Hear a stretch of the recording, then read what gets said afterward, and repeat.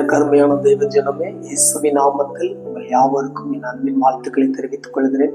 கர்த்தர் இந்த நாளுக்கு என்று கொடுத்த வேத வசனத்தை எடுத்து வாசிப்போமா? யோபுவின் புஸ்தகம் 33வது அதிகாரம், அதில் 17வது வசனம்.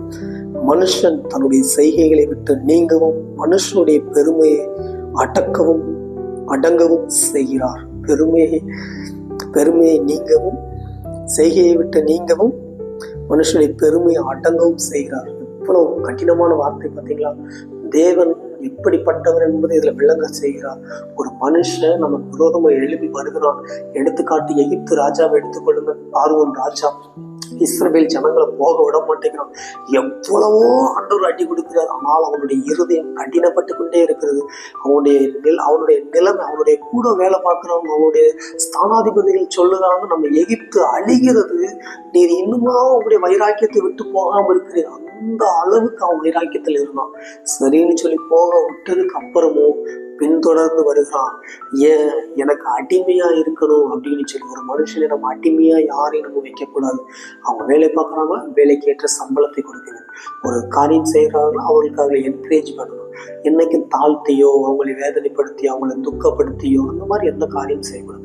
ஆண்டோடைய பிள்ளைங்க யாருக்குல சிலவங்க ரொம்ப அன்பா இருப்பாங்க. அவங்களிடத்துல விளையாட்டுத்தனமா விளையாண்டு பாசமா அடிச்சு பிடிச்சு விளையாண்டுட்டு இருப்பாங்க. எங்க பாஸ்டர்லாம் என்கிட்ட ரொம்ப அடிச்சு விளையாடுவாரு, ரொம்ப சிரிச்சு விளையாடுவாரு. ஆனா யாரும் முன்னாடி இங்க இது பண்ண மாட்டார். வீட்டுல வச்சு பண்றாங்க, ரொம்ப நக்கல் அடிப்பாரு, எல்லாம் பண்ணுவாரு.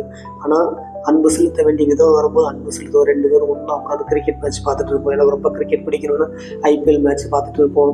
இந்தியா பாகிஸ்தான் மேட்ச் வந்து அதை உட்காந்து பார்த்துட்டு இருப்போம். வேற எதுவும் தேவையில்லாத காரியங்களை 2 பேரும் ஒன்றா உட்காந்து டிஜிஎஸ் நாங்கள் மெசேஜ் கேட்டுட்டு இருப்போம். இல்லை எங்க பாஸ்ட் மெசேஜையும் உட்காந்து கேட்டுட்டு இருப்போம். அன்பு செலுத்துவது வேறு, அடிமைத்தனப்படுத்துவது வேறு. நாம் யாரையாவது அடிமைப்படுத்தி அவங்களை வேதனைப்படுத்தும் பொழுது அது தேவ சமூகத்துக்கு போகும். நீங்க ஆண்டவர் அறிந்த பிள்ளையானாலும் சரி, ஆண்டவர் அறியாத பிள்ளையானாலும் சரி, தேவன் ஒருவரே. மனுஷனுக்கு மனுக்குலத்துக்கு மத்தியஸ்தன் தேவன் ஒருவரே என்ன இருக்குது. அதனால யாரையும் அடிமைப்படுத்துகிறவர்களே தேவன் ஒடுக்குவேன் என்று ஆண்டவர் சொல்கிறார். உயர்ந்தவன் மேல் உயர்ந்தவன் காவலாளியா இருக்கான். எல்லாவற்றுக்கும் மேலான ஒருவர் உண்டுன்னு இருக்கு. எல்லாவற்றுக்கும் மேல எல்லாருக்கும் மேல ஆண்டு இருக்காது. நீ ஒரு உயர்ந்தவன், உனக்கு மேல ஒரு உயர்ந்தவர் இருக்கான், உனக்கு மேல ஒரு உயர்ந்தவர் இருக்கான். எல்லாவற்றுக்கும் மேல தேவன் ஒருவர் இருக்கார். அவர்தான் உயர்ந்தவர் என்று வசனம் சொல்லப்பட்டிருக்கிறது. அதனால சாதாரண விஷயம் அல்ல. நீங்க ஒரு நாள் சோர்ந்து போகாதீங்க. மனுஷன் தன்னுடைய செய்யை விட்டு நீங்க பண்ணுவார்.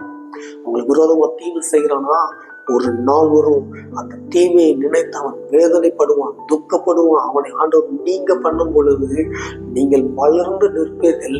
அவன் உங்கள் பாதத்தை நக்கி கொண்டிருப்பான். அந்த அளவுக்கு தேவன் உங்கள் வாழ்க்கையை மாற்ற போகிறார். உன்னுடைய நீதி எதில் விளங்கணும்னா, நீ அநியாயம் பண்ணி கொண்டு அக்கறம் பண்ணி கொண்டு தேவனேன்னு சொல்லக்கூடாது. நீங்க தவறு பண்ணி அந்த ஆண்டவரிடத்தில் மன்னிப்பு கேட்டு ஒப்புரவாகிட்டு, எனக்கு வேதனையா இருக்குது ஆண்டவரே, என்னால தாங்க முடியல ஆண்டவரே, தவறு செய்துட்டேன், அவன் அமைதியா இருந்தது நிமித்தம் இவ்வளவு பெரிய காரியங்கள் நடந்துட்டுன்னு சொல்லி வேதனைப்படும் பொழுது ஆண்டவரிடத்தில் ஒப்புரவாகும் பொழுது ஏதாவது செய்யுமானவரே, வாழ்க்கையே அர்ப்பணித்திருக்கிறேன்னு சொல்லி நீங்க கண்ணீர் வடிக்கும் பொழுது, நம்மளோடு வேதனைப்படும் பொழுது தேவன் உங்களுக்கு அற்புதம் செய்வார். உங்கள் வேதனைகளை மாற்றுவார். அடுத்த இது சொல்லுகிறார், மனுஷனுடைய பெருமையை அடங்க செய்கிறார். உங்களுக்கு விரோதமாய் பெருமையா பேசிக்கொண்டு, உங்களை ஊரெல்லாம் தூஷித்துக் கொண்டு உங்களுக்கு விரோதமாய் இருக்கிறாங்களா, உங்களை வேதனைப்படுத்துகிறார்களா, சோர்ந்து போகாதீங்க. அவருடைய பிள்ளைங்களை, உங்களுடைய வாழ்க்கை ஒரு நாள் மாறும்.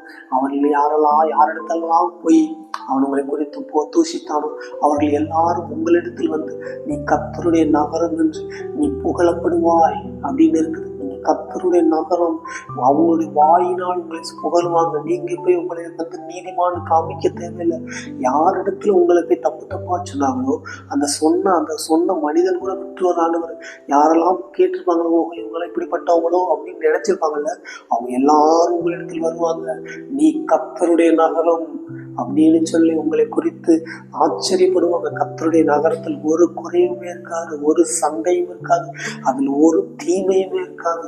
அப்படிப்பட்ட வாழ்க்கை உங்கள் வாழ்க்கையாய் மாறும் என்று கர்த்தர் இன்றைய நாளுக்கு என்று உங்களுக்கு கொடுக்கிறார். உங்களுடைய வேதனைகள் மாறும், உங்களுடைய துக்கங்கள் மாறும், உங்களுடைய துயரங்கள் மாறும், உங்கள் கடன் பிரச்சனைகள் மாறும், உங்கள் கேசுகள் விடுதலையாகும், உங்கள் இட பிரச்சனை உங்களுக்கு சாதகமாய் மாறும், உங்களுக்கு நல்ல வேலை கிடைக்கும், நல்ல திருமண வாழ்க்கை அமையும், நல்ல குழந்தை செல்வத்தை தேவன் தருவார். உங்கள் சாபங்கள் எல்லாம் மாறும். நீங்க நீங்கள் நன்றாயிருப்பீர்கள், நீங்கள் ஆசீர்வதிக்கப்பட்டிருப்பீர்கள். கர்த்தருக்கும் உங்கள் குடும்பம் ஆசீர்வதிக்கப்பட்டிருக்கும். நீங்கள் ஒரு நாளும் சோர்ந்து போக மாட்டீங்க. உங்களை குறித்து யாரெல்லாம் வேதனைப்படுத்துகிற மாதிரி செய்தார்கள், காரியம் செய்தார்கள், எல்லாருடைய கண்கள் காணும் தேவனுங்களை உயர்த்தி ஆசீர்வதித்து மேன்மைப்படுத்துவார். நாம் ஜெபிப்போமா? அன்பு தகப்பனே, கோடி ஸ்தோத்திரங்களை ஏறெடுக்கிற நாடுகளே, யார் யார் இந்த காணொலி வழியாக வேண்டாலும் வேதனை தாங்க முடியவில்லை, மனுஷன் எனக்கு விரோதமாக நிற்கும், நான் என்ன செய்வேன் என்று நிற்கும் பொழுது கர்த்தர் சொல்கிறார், நான் உனக்காக ஆதரவாய் நிற்கிறேன் என்று சொல்கிறார். தெய்வமானது, நீர் எங்களுக்காக ஆதரவாய் நிற்கும் பொழுது யார் எங்களுக்கு விரோதமாக நிற்க முடியுமானது? நெறிங்களோடு கூட இருமானுமே. நான் பாபிலோனுடைய மேலே தண்டிப்பேன், அது விழுங்கியது அது வாயிலிருந்து கக்க பண்ணுவேன் என்று சொன்னேரே ஆனவனே. அதே போல இந்த பிள்ளைகளுடைய வாழ்க்கையில எல்லாம் நன்மை இழந்து சோர்ந்து மனுஷனைகளுக்கு விரோதமாக எழுப்பி செய்த காரியங்களை நிமித்த மனம் நொந்து நொறுங்கி வாழ்க்கையை வெறுத்து போயிருக்கிற ஒவ்வொருடைய வாழ்க்கையும் இயேசுவின் நாமத்தில் மாறுவதாக என்று சொல்லி ஜெபிக்கிறேன். இயேசு என்னும் அதிகாரமுள்ள நாமத்தில் அந்த கிரியைகள் நிர்மூலமாகட்டும் என்று சொல்லி ஜெபிக்கிறேன்.